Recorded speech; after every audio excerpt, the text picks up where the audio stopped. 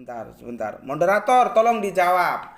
Dari sekian banyak yang Gus Beti ajukan kepada Nabi Luga Tambunan ini, apakah ada Gus Beti menipu? Kau tanya orang stres juga.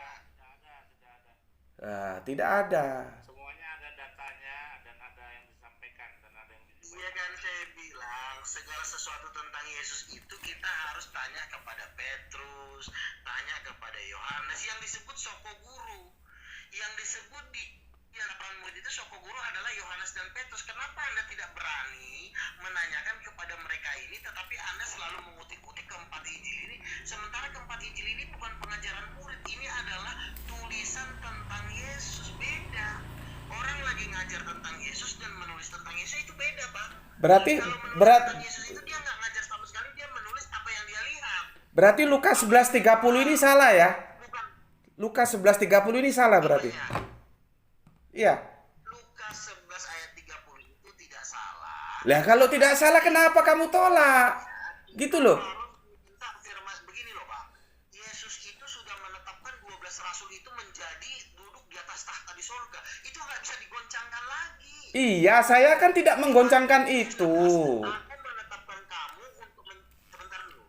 Di Matius 12, di Matius 19 Yesus berkata, "Aku menetapkan 12 ini untuk menjadi duduk di atas tahta untuk menghakimi 12 suku Israel." Mereka sudah dikasih hak veto, Bang. Hak veto ini abang nggak bisa goncangkan. Ibarat kata abang mau masuk ke istana presiden, tapi abang langsung masuk kejar Jokowi. Abang bisa ditembak pas pampres. Nggak bisa, Bang.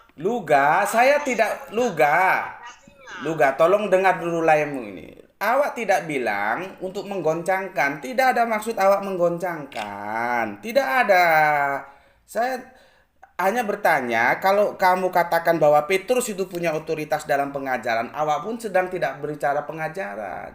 Yang awak mau tanyakan, apa tanggapan kita terhadap Lukas 11:30 ini? Apa mau kita buang, kita usulkan? Tanggapan saya tidak berani, makanya saya kembalikan kepada 12 murid, yaitu Petrus dan Yohanes. Karena kita tidak bisa, Yesus berkata, barang siapa menolak orang yang kuutus, dia menolak aku. Yesus sudah bikin suatu undang-undang itu. Barang siapa menolak Petrus, ia menolak aku. Jadi Anda tidak perlu berspekulasi ketika Anda menolak ucapan Petrus, Anda sudah menolak Yesus. Itu statementnya, itu undang-undangnya. Loh, sekarang berarti Lukas 11:30 ini gimana?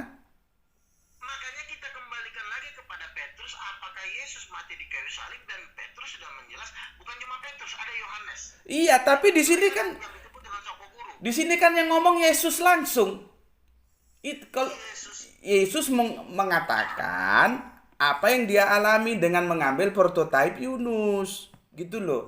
Iya, mengartikan ucapan Yesus itu bukan otoritas kita sebagai manusia akhir zaman. Itu otoritas dari 12 yang sudah diberikan tahta di surga, yang sudah ada jaminannya.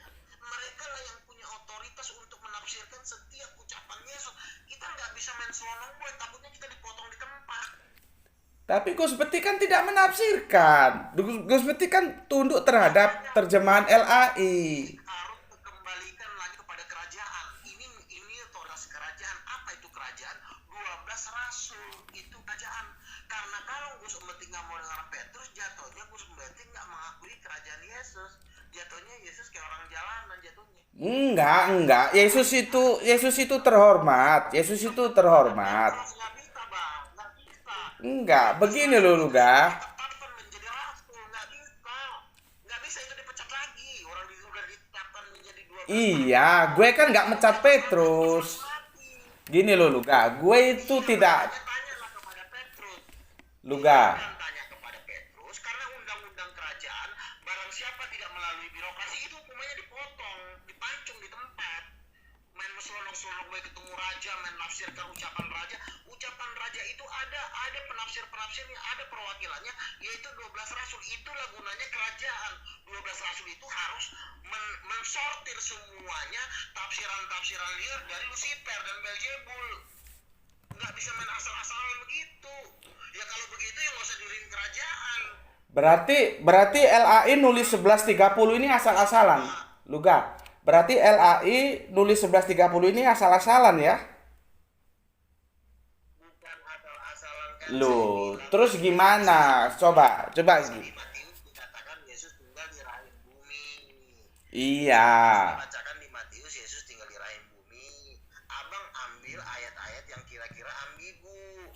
Jadi sehingga supaya abang bisa digocek-gocek cetak gol bahwa Yesus tidak meninggal. Tidak. Sementara Yesus sudah berkali-kali mengatakan Matius 17 bahwa anak manusia akan dibangkitkan dari antara orang mati. Itu sudah jelas, nggak perlu lagi lari ke Yunus. Dibangkitkan di antara orang mati itu berarti kan tidak mati.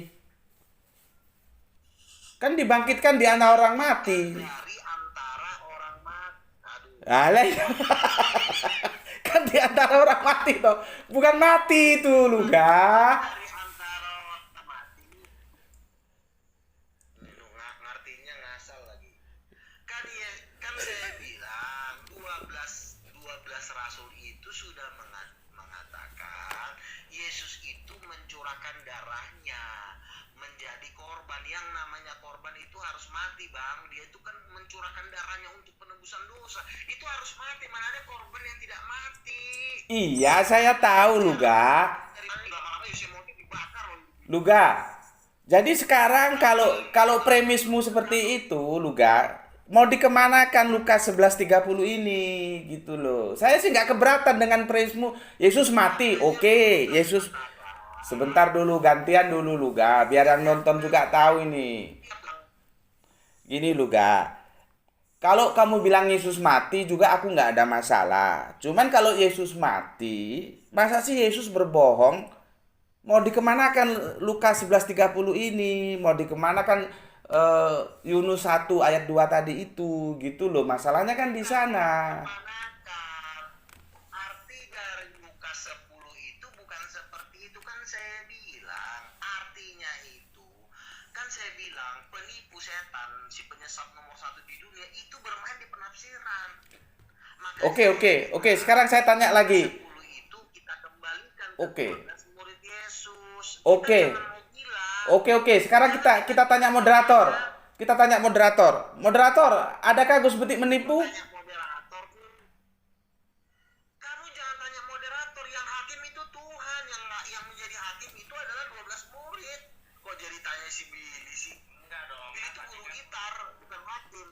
enggak, tadi kan dia seperti itu kan untuk menyampaikan dengan gamblang lewat ayat-ayat yang sudah disampaikan itu loh yang perlu Iya kan dibantah. Yesus mengatakan, jangan kamu ceritakan penglihatan itu sebelum anak manusia dibangkitkan dari antara orang mati. Di Wahyu pasal 1 ayat 10 Yesus juga sudah berkata, aku sudah mati. Bukan itu Luga, masalahnya kamu bilang ayat Lukas 11.30 tadi itu bisa digunakan untuk menipu. Itu yang gue keberatan, karena gue tidak berasa. Ini kan kita diskusi enak-enakan, gue nggak menipu lu. Makanya gue tanya moderator, apakah gue menipu gitu loh. Jangan tanya moderator di sini nggak punya kapasitas untuk menilai itu. Jadi Yesus berkata di Wahyu pasal 1. Sekarang tanya Yesus lah. Coba sekarang tanya Yesus, Gus Betik menipu tah?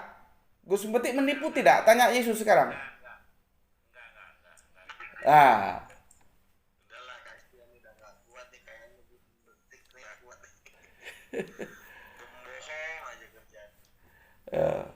Masuk neraka lah kau Gus Betik. Tobat lah setelah kau bandel kali. Lo tidak gitu, Luga. Kita kan ini Pendusta itu mati loh. Duga, Dang Boy do songoni. Dang Boy do songoni. Ini kita diskusi biasa gitu loh. Siapa tahu nanti kita ada. Sekarang kita nggak ketemu. Siapa tahu setelah kita minum lapo tua nanti ketemu. Gini aja kan. Sebentar kan, di dalam kitab Wahyu kan sudah dikatakan, Yesus berkata, aku telah mati. Jelas itu ya, saya bacakan ya, Wahyu pasal 1 ayat 10, Yesus berkata, aku telah mati, namun lihatlah aku hidup kembali, aku memegang kunci maut dan kerajaan maut. Jadi jelas, Yesus berkata, aku telah mati dan hidup kembali. Nah, sekarang Anda mengatakan Yesus tidak bangkit. Loh. Saya tidak bawa Al-Quran. Aduh, gimana? Moderator, tolong luruskan moderator. Kok ke Al-Quran sih? Hei, enggak, kok ke Al-Quran? Kan Allah bilang udah mati. Lah kan dia agama Islam. Emang dia agama apa sih? Gue tidak bawa Al-Quran. Gue bawa... Ya. Iya nggak bawa Al-Quran, tapi Al-Quran juga sudah mengatakan Yesus tidak mati. Enggak, itu urusan lain. Nah, saya bacakan, jangan takut. Gimana sih? Aduh. Ya, Anda ini berbicara atas dasar apa? Dari kerajaan mana Anda berbicara? Mewakili diri sendiri atau mewakili agama Anda? Saya mewakili Lukas 11:30. Luga, saya mewakili Lukas 11:30. Saya tetap bertahan di situ. Iya, makanya kalau kau mewakili Lukas 13:20 harus mengikuti dan mentaati 12 rasulnya. Kan Yesus itu kan punya kerajaan, yang rasulnya harus ditaati. Nah, kalau mau gini, Sendiri seenaknya. gini Luga. Gue nggak keberatan Yesus mati, Yesus hidup nggak keberatan. Kalau lu bilang Yesus mati berdasarkan sebentar dong, gantian dong. Kalau Luga, kalau lu bilang ya Yesus itu mati, gue nggak keberatan. Lu berpijak pada catatan-catatan murid Petrus dan segala macamnya, meskipun dia bukan saksi. Oke lah. Berarti kita harus usulkan kepada LAI Lukas 11:30 harus dibuang. Itu baru fair. Selama Lukas 11:30 tidak dibuang, itu ada sesuatu yang bertentangan. Itu harus diakui gitu loh. Jadi gini Bang ya, apabila kita membuat satu statement, kita harus didukung juga dengan kebangkitan dari kematian. Jadi supaya ada yang menopang ajaran kita. Yang jadi masalah kan Abang tidak ada kuasa yang menopang ajaran Abang. Karena semua pemimpin Abang meninggal. Lu kok kesana Luga? Itu nggak ada hubungannya Luga. Nggak ada hubungan. Kita diskusi tentang Lukas 11:30. Yesus mati atau hidup. Gitu aja. Nggak usah dibawa kemana-mana. Gitu loh. Oh tidak, begini loh. Kita membuat suatu statement, itu harus ada penjamin kita dalam bentuk kuasa dan mukjizat. Ya, jadi kalau kita cuma ngomong nggak ada mukjizat yang menopang gue, ya jatuhnya angin dong. Apa yang ngomong sama angin? Berarti lu ada mukjizatnya. Loh, makanya kan saya bilang, omongan saya itu dibuktikan oleh saksi-saksi mata yang ada di situ. Enggak, gue tanya, lu kan tadi ngomong mukjizat. Lu memang ada mukjizatnya. Mukjizat saya yang mendukung omongan saya adalah kebangkitan Yesus yang diteguhkan oleh saksi-saksi mata dan saksi mendengar. Oke, sekarang gue jawab. Mendengar. Sebentar. Yang namanya saksi itu tidak harus melihat, tapi dia juga mendengar langsung apa yang diucapkan oleh Yesus. Yang mendengar langsung apa yang diucapkan oleh Yesus itu juga bisa jadi saksi. Apakah Petrus mendengar ucapan Yesus langsung? Ya, betul. Apakah Muhammad mendengar ucapan Yesus langsung? Tidak.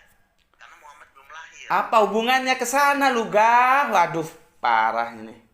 Nggak ada hubungannya ke sana. Kita bicara di Bible ini. Lebih pahit lagi Bang, kalau saya nggak bawa ke sana.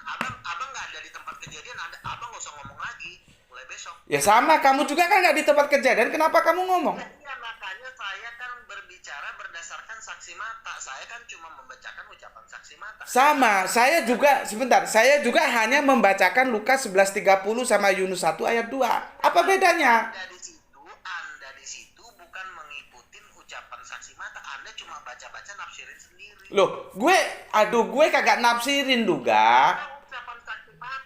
Ucapan saksi mata yaitu Petrus dengan Yohanes tidak sesuai itu dengan ajaran Anda.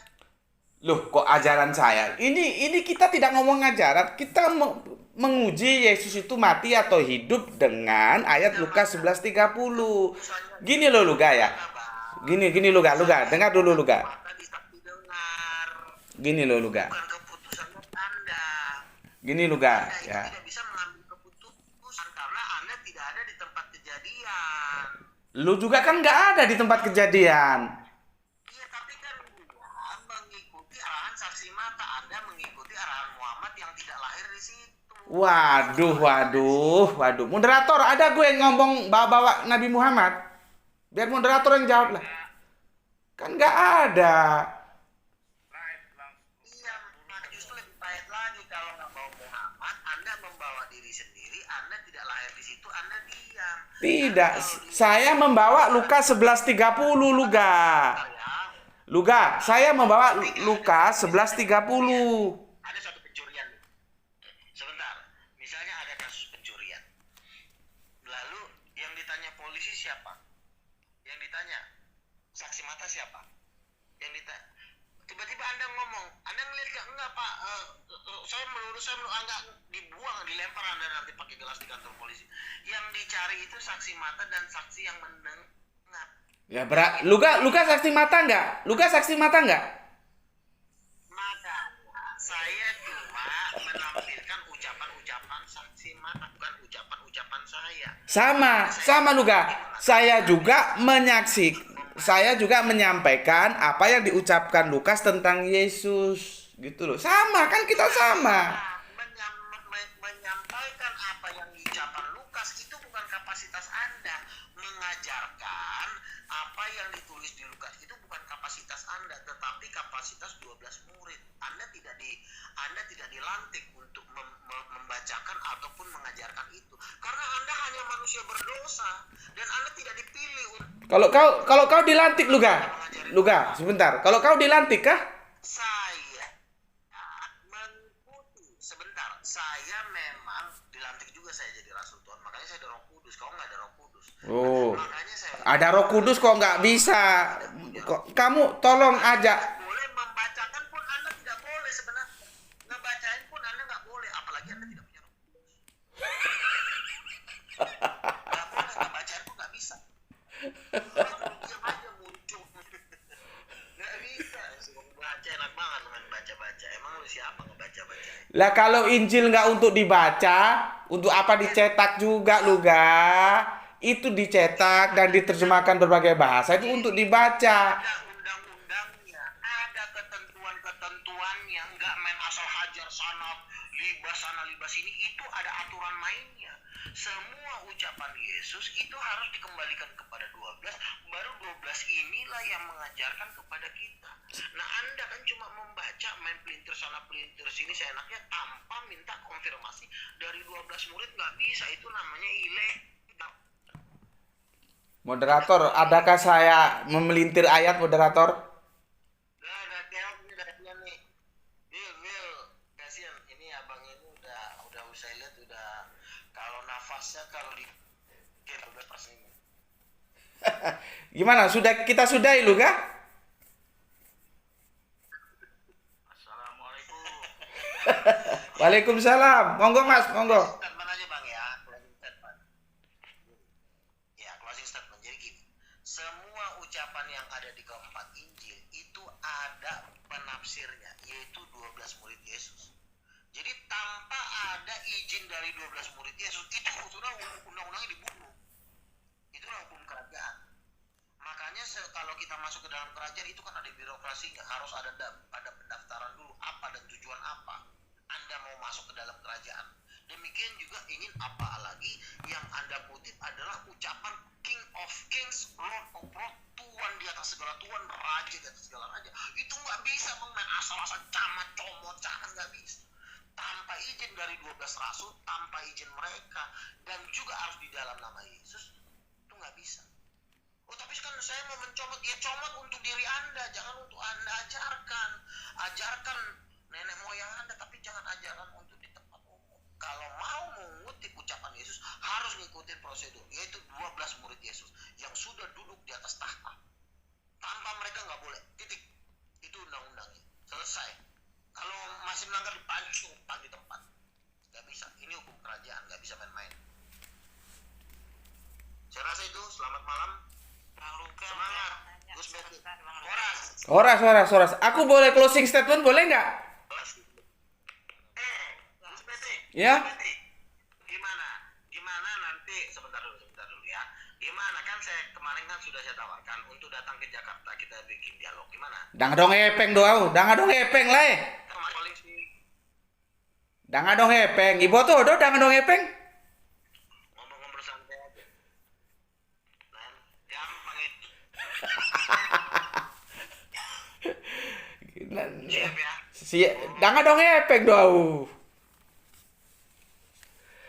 Luga, aku boleh nggak closing statement Luga? Gampang lah, yang penting kan bagian dekat kan. Luga, boleh nggak awak closing statement? Boleh, boleh. Boleh. Jadi gini, pada prinsipnya dialog itu kalau ketemu ya haleluya, nggak ketemu juga nggak masalah. Namanya aja dialog kok ya. Kita tetap bersaudara ya. Ini Nabi Luga ini ya, tetap tetap berteman. Jadi gini, memang nggak bisa ketemu antara apa yang saya sampaikan dan yang Nabi Luga sampaikan. Saya tidak keberatan Yesus itu mati, tapi dengan syarat Lukas 11:30 harus kita usulkan ke LAI, dia harus dikeluarkan. Selama Lukas 11:30 tidak dikeluarkan, maka itu berdiri kokoh Yesus hidup. Jadi dia tidak bisa dibilang bangkit. Terima kasih atas saudara-saudaraku semua yang setelah menyaksikan diskusi antara Gus Peti dan Nabi Luga. Ini Nabi Luga, gawat ini Nabi Luga.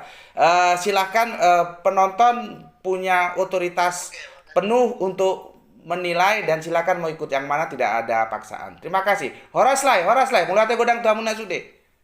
Horas. Oke, makasih ya Bang Gus Mbeti. Oke.